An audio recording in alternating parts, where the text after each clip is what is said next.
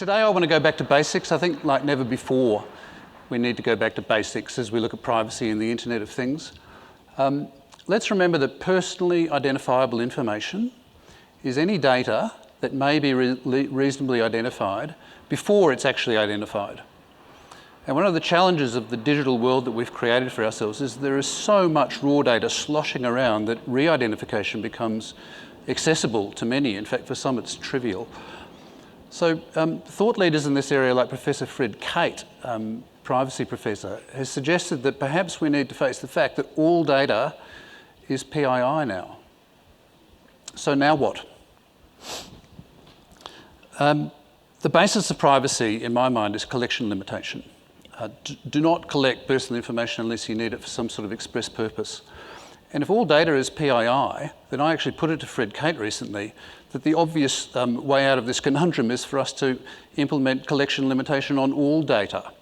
Now, I don't know whether we're ready for that yet, but given that privacy is really not about absolutes, but it's really about balance, and it's about balancing what you really need versus what your exposures are, then I decided to call my talk today Rationing Identity in the Internet of Things. And you've got to love it when you're preparing for a conference when something like this happens, the OPM breach that occurred just before I stepped on a plane in Sydney last week. Data about ourselves is just leaking out all over the place. This is the Hall of Infamy from the datalosdb.org organisation. But we ain't seen nothing yet. And if data is leaking at the moment, then it is going to just start gushing in the Internet of Things. Ray Kurzweil's team estimates that the typical self-driving car or internet-connected car is likely to generate about 1 gigabyte of data per second. And a lot of what I'm going to talk about today is how that data might be linked to the people that are driving the car, the people that are in the car, the people that are washing the car, and talk about how that gigabyte of second is going to turn into personal information if we're not careful, and how we're going to have to start to ration identity in the Internet of Things. United States senators are preoccupied with this at the moment. Senator Markey has published a really good report on the Internet of Cars. But the IoT really hit the fan earlier this year with the Samsung Smart TV, right? I think everybody's familiar with this. The privacy policy, which has since been edited for reasons that aren't particularly clear, whether it's marketing or technical, but the privacy policy of the Samsung Smart TV usefully alerted its users that anybody in the room, while voice recognition remote control was activated, their utterances, their opinions, I think the wording was that the opinions of people in the room that are picked up by the microphone are going to be sent to a third party for voice recognition and may become personal information collected by Samsung. So we're in the sort of world now where you need to read a privacy policy before you turn on your TV set. And before you start your Tesla, you're well advised to read the privacy policy. Of course, your thermostat has a privacy policy. Where does all this end? Oh, your Barbie doll has a privacy policy because the new Hello Barbie, right, uses a service called Toy Talk, which personalises the interactions between the computerised Barbie doll and the kids, and it includes tracking and monitoring over time the expressions of little kids playing with their toys. So a lot of people, technologists in particular, throw up their arms in horror at this and say, things are broken, privacy is dead. Anybody that tells you that privacy is dead is actually trying to sell you something. But in particular, people are saying that consent's broken. And I want to unpack consent for a little while. I want to go into consent and then maybe come back and say that whether it's broken or not, we don't actually need it as the one and only approach to this problem. The best example of consent allegedly being broken is when you look at the privacy policies of organisations like Facebook. So this is kind of famous, right? It was 15,000 words last year. Pathetic soul that I am, I track this sort of thing. And the privacy policy has come back to only 9,000 words recently. And it's all there. And about a year ago, almost exactly a year ago, the famous A/B experiment of Facebook came out, right? Where Facebook turned out to be running over really large sample sizes, hundreds of thousands of users, they were manipulating the news feeds and trying to understand what the emotional reaction was to being presented edited news feeds. Now, the privacy reaction to that was varied and vociferous, and we saw it go up and down, and we've seen journalists come back and say, look, maybe it wasn't as bad as it looked. My point is that no matter where you settle on your reaction to the AB experiment, the fact of the matter was that Facebook justified what they were doing through consent, and they said that consent was being captured through that 9,000-word privacy policy. So let's have a look at it, and indeed the privacy policy does say that we may use your data for research. It's pulled out in 2 sentence fragments in 9,000 words. They do indeed mention, by the by, the data that we capture about you might be used for research. Now that gameplay, the wordsmithing that's going on, that Facebook says that there's enough there to say that we've got consent. I mean, anybody here work in healthcare? Anybody, for example, participated in a clinical trial? Anybody read an actual consent document? It's also 9,000 words, and it's all about consent. So my point here is that if an organisation really wants to get consent, we know how to do it.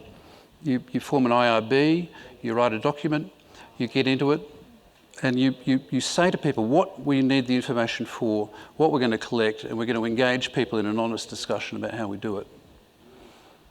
I don't think that getting consent is all that hard, and I think that when an organisation has a 9,000-word document with the word research being used twice, I don't think that it's genuine. And so from there, I don't say that consent is broken. I say that consent has been set up to fail. But look, by the by, we're finding from forward-looking organisations like Apple, for example, that consent is not the only tool that we've got. And fundamentally, privacy is really about collection limitation. Now, I'm not sanctifying Tim Cook for his pretty aggressive stance against Google and Facebook, but I think it's really important to recognise the dynamic in the market where Tim Cook is differentiating himself and Apple on the basis of collection limitation. He's saying there's stuff about our users that we don't care about. And that, to me, is the bedrock of privacy. And it's really the bedrock of how do we understand privacy in the Internet of Things. What information is being collected? Why is it being collected? And for whose benefit is it being collected? So in other words, who's really in the service of your connected devices at home? Now that question is really easily stated, but it's quite difficult to unpack. We hear a lot from infomopolies, I call them, about this bargain for personal information and services. We get fantastic services. I wouldn't be anywhere without Google and free maps and free services. So I understand that bargain, but when the infomopolists stand up and say, well, of course things are rich and there's no such thing as a free lunch, and users have sophistication today to understand that when they give us their data, they get stuff back. It reminds me of tobacco companies saying, our users are sophisticated, they know smoking's bad for their health, they're doing it voluntarily, it's a conscious bargain.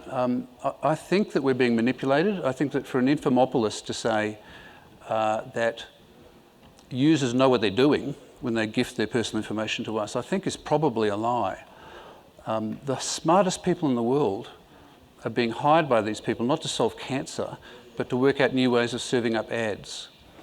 And there's the asymmetry of knowledge power and cleverness power between the people that are designing the information collection and the people that are being collected. I think that asymmetry is really stark. So we need to find ways of making it more apparent to people what's going on. And it's chaotic out there.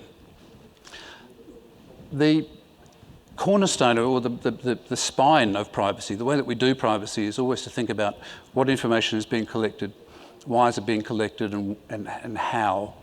And I think it's really interesting to have a look at the internet-connected car as perhaps the exemplar. And everything I'm going to talk about for the next 5 minutes would work just as well for internet-connected devices, internet-connected medical equipment, pacemakers, monitors of the world, right? So what's going on when you drive your internet-connected car? Who knows what about you, and how do they know it? Your car key. In fact, your car key is the best authenticator I can think about. We talk about two-factor authentication. The car key has been around for 100 years as the prime, easy-to-use two-factor authenticator, but now that it's electronic, and now that it's identifying, well, I don't know what it's identifying, but there are attributes in the smart key that are being transferred to the car. Some cars are biometrically enabled. Tim Cook has said that the Apple Watch would be a pretty cool way to start your car, and of course there's already a Tesla app. I don't know that you can start your car from the phone, from the watch rather, but the Apple Watch is going to be your car key.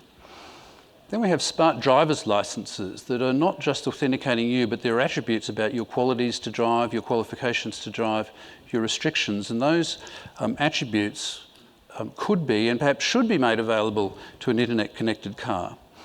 The old-fashioned smart card is giving way to digital drivers apps on smartphones.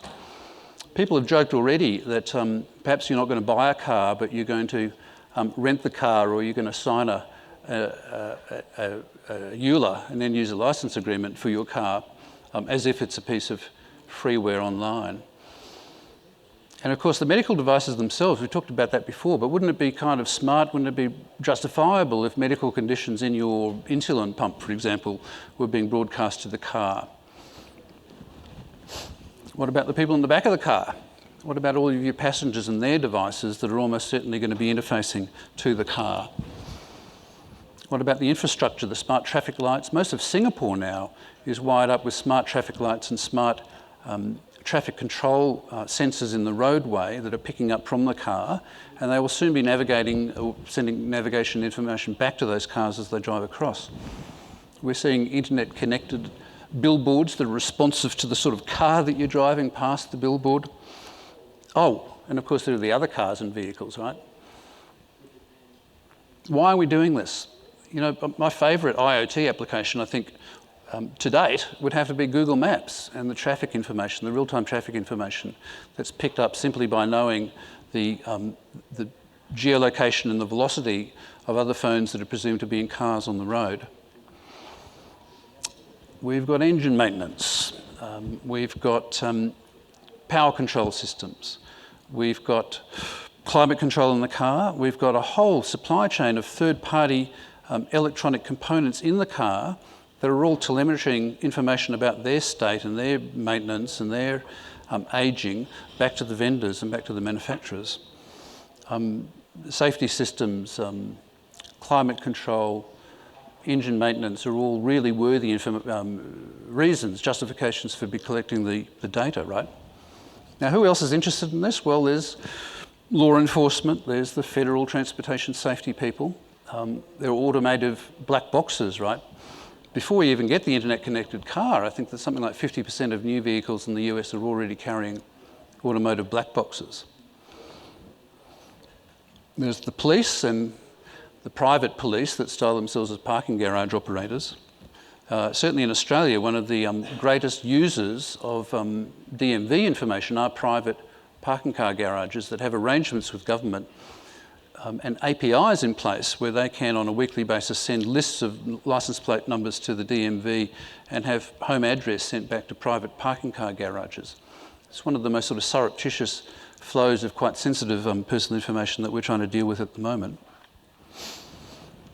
Electric cars and electric car charging companies and the power grid itself wants to know about your cars. The fine print. The Tesla privacy policy is really quite useful and quite informative on this point, that it collects a lot of information about where you're charging and how fast you're charging, and the patterns of charging are being collected by Tesla and being shared by the companies. All well and good. Service companies, of course, tremendous users of this data that we've already talked about.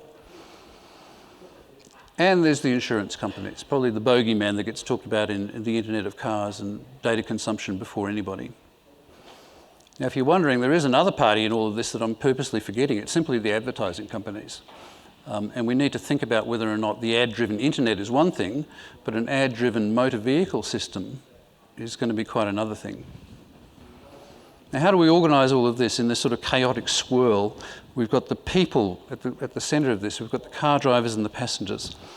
And we have all of these vectors for sending identity and attributes and characteristics and signals into the car about the people. So the binding between the attributes and the people and the identity is implicit. More indirect is all the behavioural data and the geolocation and environmental data that goes with the car and is therefore indicative of the people in the car. And then let's just remind ourselves about this incredible ecosystem of people that are going to be using this data.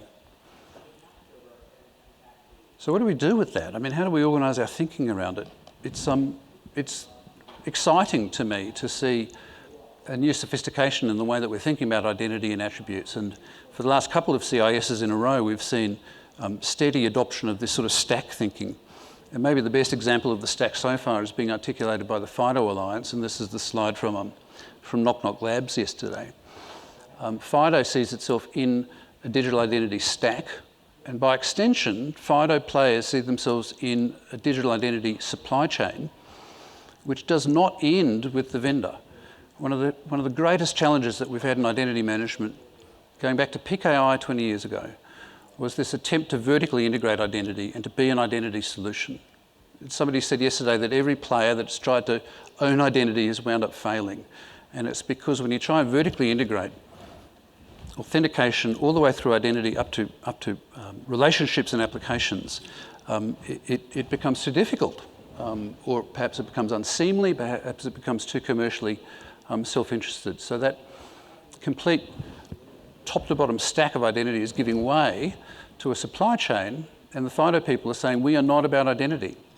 For the first time in history, they can say with hand on heart, identification, proof of identity, these are not our problems, without sounding like they're trying to evade the problem. They're not trying to duck, or they're not trying to get out of being responsible for an important part of the supply chain. They're just saying we have a modest part to play in getting from attributes all the way through to identification.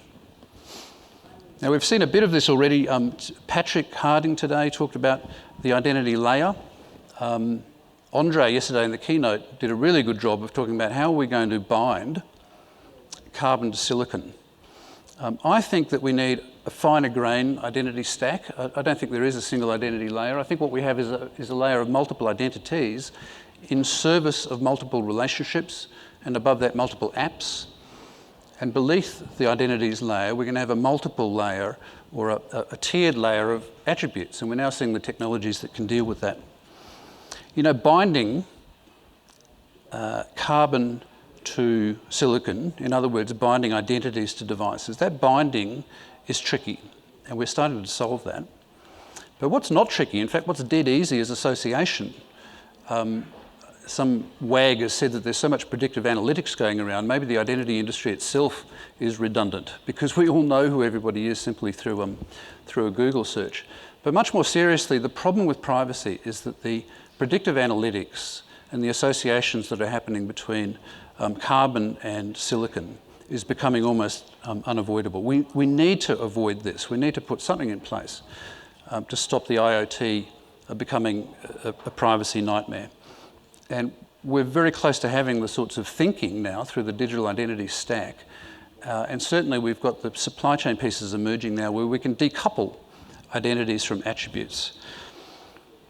And we can have an Internet of Things where the association of people that happen to be in cars or happen to be washing your car is not going to be automatically and inextricably bound to God knows how many sensors that are within the IoT. Look, I just simply mentioned that FIDO, through its theoretical work and through its practical work in the supply chain, is making a really important contribution to the IoT. And Carl did a good job just now of talking about FIDO and the role that it's playing in his work. Constellation Research has finished a recent report in a series on FIDO and its work. And I'm pleased to say that the Constellation Research report on FIDO is free at the moment, certainly to CIS attendees. So there are the details on the slide.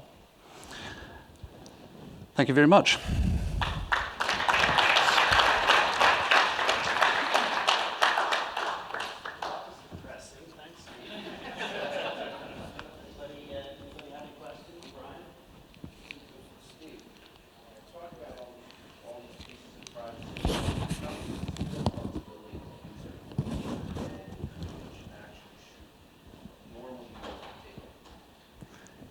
Yeah, look, that's a key question, and it's a question that the question was how much of this comes down to user responsibility, and I'm always failing to paraphrase Brian properly. Half of Brian's tweets are all about correcting my tweets. But I think Brian is saying how much of this comes down to user responsibility. And that is the perennial question that we're actually not really ready to answer yet, because I don't think that there's been sufficient research done on what users actually understand is going on out there. If you think about the mental models for data and how data flows, I don't think most people comprehend it. I know I don't. I admit that I don't comprehend it, and I do this stuff. So we have a whole lot of clumsy metaphors going around. Even people that do know this stuff, I think, misrepresent it. A metaphor I challenged recently was somebody said that, data is like water. It just flows to the point of least resistance. And it's kind of cool, and it goes in one ear and sort of sticks there. And it's so wrong. As a software guy, I know that no piece of data accidentally moves from one memory to another. Every piece of data moves through a deliberate act of programming. Sometimes that programming is naive, but it's always deliberate. So none of this is accidental, and the metaphors that we use as engineers is wrong. To come back to Brian's point, the metaphors that people have in their minds, I don't think we know what they are. So when a digital company just puts it on the user and says they're responsible, they should read the license agreement, it's not just the 9,000 words that's impractical. It's we don't know what people are thinking. And we know from the big tobacco experience, I'm not being a smartass when I talk about big tobacco. It is absolutely the case that those companies knew a lot more about cancer than people did. And when they said that people are smoking with their eyes open, they were lying. So I think what's going to happen, I'm really delighted that senators are getting involved with this. I think what's going to happen is that there's going to be a lot of action in consumer affairs about whether or not the representations of the big digital companies and the car companies, whether those representations are fair and digestible or not. I read an article this morning that summarized a research paper that argued that users wanted privacy. They were aware that it was valuable to them. They just effectively given up getting it. Who's going to read 1,000 pages to sign up for that? 1,000 words to sign up for a website? Right. And you're going to get your passengers to sign a privacy agreement before they step into the car. I mean, we can't do that. So I said before that consent, consent's not broken, but I equally don't think that consent's the issue. I don't pretend for a minute that anybody's going to read even 5 words before they get into the back of the car. Next question. I think consent might be an issue, but it's one of vagueness. To tie back to your earlier point about medical studies, I have participated in one, and it had 9,000 words probably, but it was very, very specific of what they were collecting, what they were going to do with it, how long they were going to retain it. It left no ambiguities. Yep. I think legislation may be needed to put similar conditions on the privacy policies of the Facebooks, et cetera, in the world, so that they can't just mention research twice and leave it. Yeah, I agree. My concern in that part of my talk was to simply show that consent is not broken. I don't think consent's the key to this by any means, but when a company says consent doesn't work because of the 9,000 pages, they're not really trying. If you want to get consent from end users, it's not hard, as I think you're saying.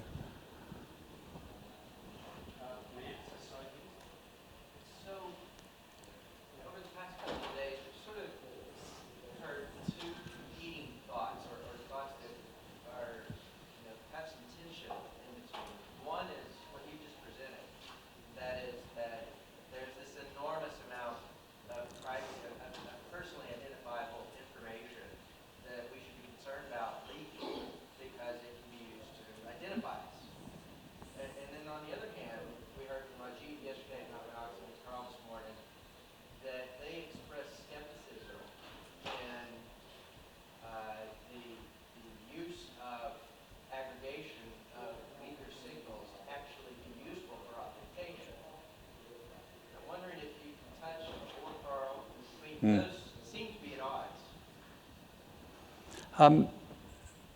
One of the points about privacy versus security is that it's a much lower bar. And so the definition of personally identifiable information sets a very low bar. The definition is more or less as follows: any piece of data which can be used to identify somebody alone or in combination with other data is PII. And it's not the whole that's PII, it's the fragments. And so IP addresses are currently being popularly thought by privacy people to be PII. Now, they're ambiguous for sure, and an IP address on a shared device isn't going to uniquely identify anybody. It's not going to authenticate anybody. But the bar for defining PII versus, let's say, identity is different. So it's not particularly useful that the word identity is in the definition of PII. But one of the things that security people, I guess, take for granted and shouldn't, and they should go back and read some of these definitions, is to understand what operates in privacy and what doesn't. Privacy and security are, they're funny things. They're different, but they're very similar. And I spend a lot of time in my work trying to expose the tensions as well as the common ground. And one of the most important common grounds is philosophical. Every security person knows, and we all spend half of our lives telling the bloody board, that there is no such thing as perfect security. And the most important thing about privacy is that there's no perfect privacy either. And we need to start working out balances and dynamic balances and understanding those tensions going forward. One more question? Anybody?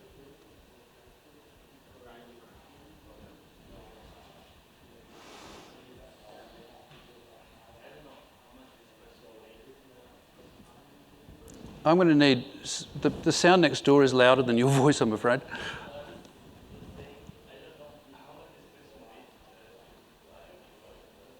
I still can't, could we get a microphone maybe? Because the sound here is much louder than the audience.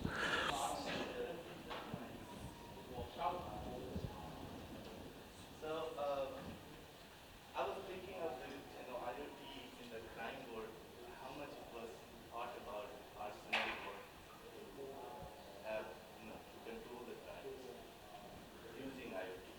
I'm not sure how much, analysis was done on that.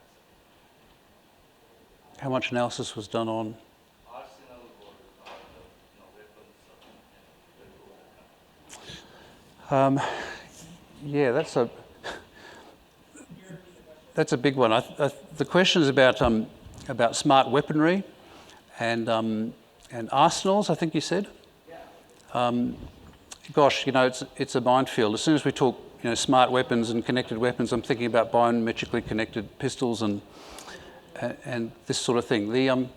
The stakes are just incredibly high, I think, and it would be a right, and privacy is at the top of Maslow's hierarchy, right? And every now and again we give up privacy in the name of security. So look, that's for sure. I think that those are probably special cases where privacy and the need for regulation certainly gets weighed differently. But it's a really excellent issue that you expose, that balance between privacy and security, and it is a balance. The balance is different anywhere. There's no across-the-board fix. And certainly one of the tensions that we talk about a lot is whether or not the world has changed in such a way that we are just going to give up privacy for security. And I just don't accept the premise of the question, because that balance is going to be different, not just case to case and product to product, but over time. That balance between security and privacy is going to evolve, and we need to have a new way of a user experience where we actually know what the balance is. And it comes back to that point about what do consumers know about what's going on with their information. I don't think they know a lot, and we need some new ways of reifying data flows so that people can actually understand what it is that they're getting involved with.